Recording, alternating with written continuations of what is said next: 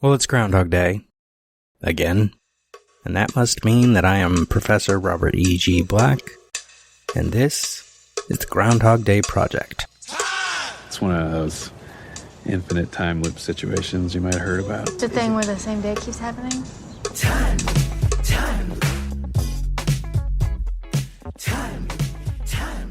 I wake up every day right here, right in Punxsutawney, and it's always February 2nd.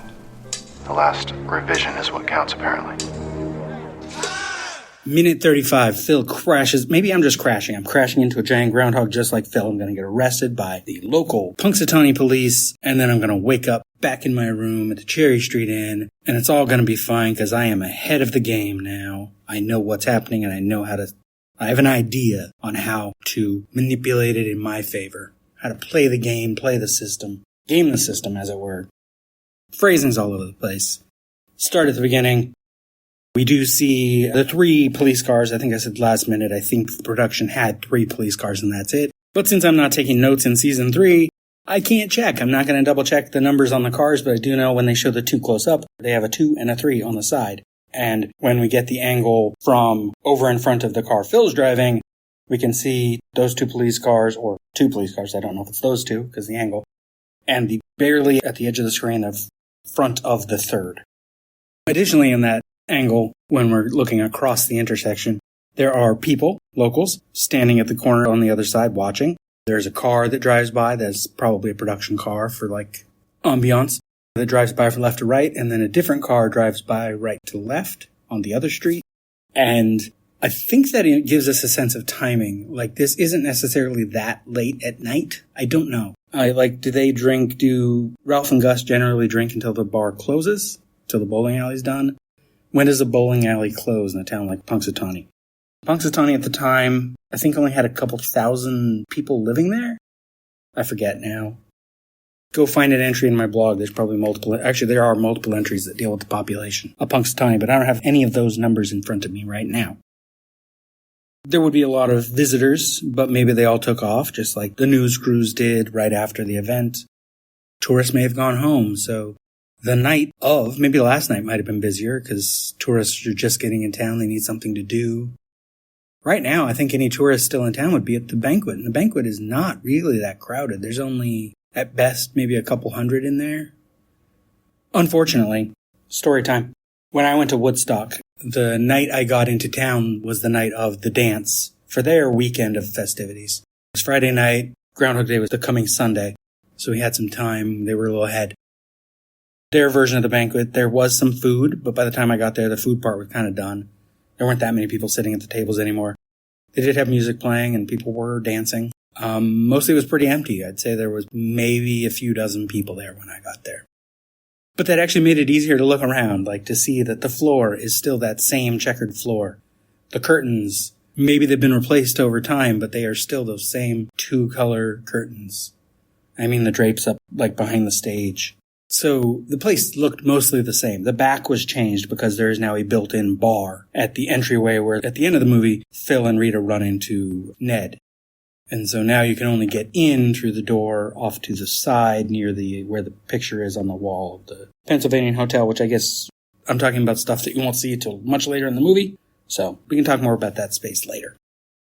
Here we are just off the square. If you want to know the angles, at the angle where we are looking at the car hit the groundhog and you can see all the parked cars, there's a building on the right and a building on the left. And where they converge, if you walk through that gap, you will come out at the southeast corner of the town square of Woodstock, Illinois. So we're right off the square here. The dialogue. We do hear later that Gus was in the Navy. I imagine, does he say he has an injury then? No. Wow, I'm forgetting the dialogue from later. That's okay, we're not later. But here when he crashes, he's like, oh, my knee, acting like he got hurt by the crash. And then we're looking at the front of the car, and Phil is like, let me handle this. And as the one cop comes over to the window, Phil says, yeah, 3 cheeseburgers, 2 large fries, 2 chocolate shakes, and 1 large Coke. Ralph says, and some flapjacks. Because remember earlier he said, can anyone go for some flapjacks? Now Phil says to the cop, too early for flapjacks? I'm guessing by the too early that it is after midnight. so that two cars went past the intersection's a little weird. They should have had one. They should have had one background car driving past, I think. Because Woodstock, and presumably Punxsutawney at the time as well, is a fairly quiet town. It's not that big either. It is spread out a bit, and the edge of it rolls right up into another town and a highway. And it has a train station. I don't know if passenger trains stop there. I don't know the schedule. But you can get in and out fairly easily. It's relatively quiet. When I was there, I know it at night felt like there was nothing to do unless you went to a movie, which I did. Aside from seeing Groundhog Day at their movie theater, both mornings I was there for free, Saturday and Sunday. I also went to see, what was that movie called? Labor Day? I think it was called Labor Day. And I went to a bar, started writing a blog entry at the Poorhouse, P-O-U-R, which is a bar right near the alley where the old man dies, and directly across the street from the movie theater. And I ate at a restaurant over by the gas station, got some really good pizza. I didn't eat at the restaurant that would have been... Okay, backtracking. Earlier versions of the script, one of the events that happens every day is a fire in the kitchen at, was it Tony's? I think it's called Tony's. Which is, I think, if they had filmed that part, if they had left it in, would have been, there was a restaurant on the square already, so they probably would have used it, that is near that southeast corner. But also, for the purposes of production, they don't normally go to the southeast corner. I think that's where they were putting a lot of their equipment and generators and production trucks. For the purposes of this scene, crew is probably much smaller, but it is also probably getting wired from that same space. Might not have even moved their generators. And we have locals watching, and I assume those aren't extras in the background. I assume it's just locals who happen to walk out to see the action. And I've done this. A handful of years ago, like 30 years ago, I'm not going to look up what year the movie came out, but a movie called The Ties That Bind. It starred Moira Kelly, Daryl Hannah. Oh, who was the guy? Oh, I forget who the guy was. Damn. It's about this couple that their kid goes into the foster system, and then they kind of try to re-kidnap her away from the people who are taking care of her now. But they're bad people. Anyway, they were filming in a church a few blocks from my house late one night, and then they were filming out in the street.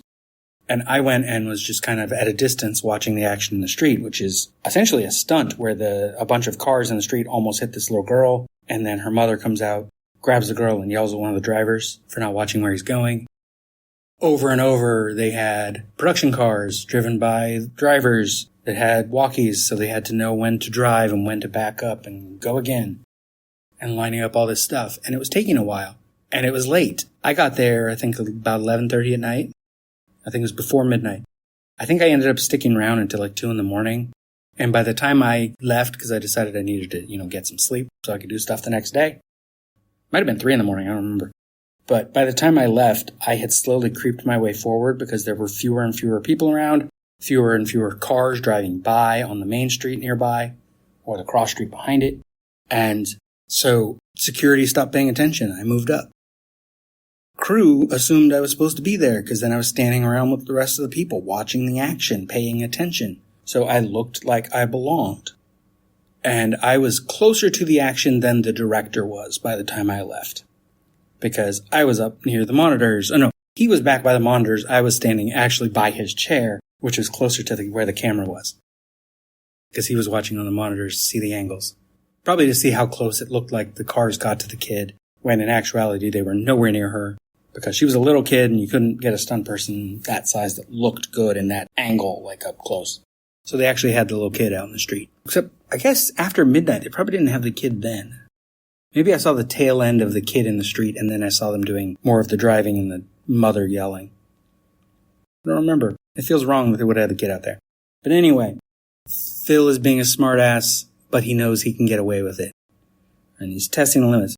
Ultimately, if it turns out he's wrong and there is no time loop and he's losing his mind, he went to jail for a DUI, which in 93, I don't know how bad that could have been for him, but he's got some money. He could probably pay a fine and get away with it. Who knows?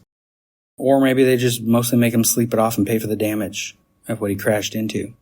Reckless endangerment, Potentially, but there were no other people around. Can he get reckless endangerment for his passengers? I don't think so unless they sue him. I don't think Ralph and Gus would care. They lived. Although he did wreck the car a bit, so maybe Ralph would care. We go to a jail cell. This is in the courthouse building, which nowadays is more of a monument, landmark. There's a restaurant in here. For this jail cell, they had to take a table out to film this shot of Phil standing in there. And so the jail cell closes on him. He's just standing there. Cut to waking up in his room at the Cherry Street Inn. Then put your little hand in mine. There ain't no hill or mountain we can't climb. This is like the time loop. I'm talking to him. They're joining together. And Phil gets up, and we learn yesterday he recognized, well, yesterday and the day before, he had recognized that the radio was playing the same thing. Now, even though yesterday he got out of there pretty quick and probably wasn't paying much attention to the radio, he does remember it. Yes! He gets up excited. He's excited that the time loop is real and he is fine. He got away with what he did last night. Gets out of bed in a hurry. He's excited for the day. And then he quotes, or does he quote it directly? Does he get all the words right? He might get a little of the words wrong. Maybe not. His tone is definitely different from theirs. Oh, rise and shine, campers. Don't forget your booties, because it's cold out there today. It's cold out there every day. What is this, Miami Beach? Not hardly. He's saying stuff they say. And we don't really hear the DJs in this minute because Phil is overtaking them. Which is sort of the theme of the minute, is Phil is overtaking the reality. He figured out the loop. He figured out how to game the system. He knows to say their stuff before they say it, and he's out. We don't even bother with Hallway. We don't even bother with Chubby Man. Screw that. We're moving on. Phil goes to the dining room because he wants some coffee. And he gets there. Mrs. Lancaster is ready to say her usual thing, asking him how he slept. She says, She starts to talk, and he says, slept like a baby, thank you. He's answering before she asks. In Ruben's original script, this happens the first time we see this moment. Phil is already answering questions before Mrs. Lancaster asks them, because it started in media res. The movie does not, and so we're getting at that version of things now. Maybe Phil does this every morning for a while, where he just answers the question she's going to ask. And then she starts to ask another question, but she doesn't get anything out as the minute ends. And that is more than I thought I was going to have to say about this minute. And jumping in from editing, I must apologize because it was a bit of a mess. I was all over the place. Sorry. That is minute 35 of Groundhog Day. We'll talk about minute 36 next time as Phil finishes his interactions with Mrs. Lancaster and gets out again to the outside and to the town square. Until then, do what you can to escape the drudgery of your own time loop. Knew you were going to say that. This has been a production of Lemming Drops Studio. You can find links to more at lemmingdrops.com or join the Facebook group Lemming Drops Studio Tour. Also, you can support all my shows at patreon.com/lemmingdrops. What is wrong in the end which never comes?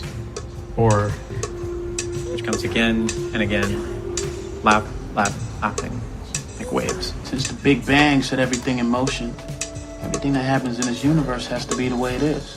Particles unfolding the way they're destined to. How do you sleep at night? You've never seen Groundhog Day? Yeah, Groundhog Day is not a documentary. Remember when Groundhog Day was just a movie?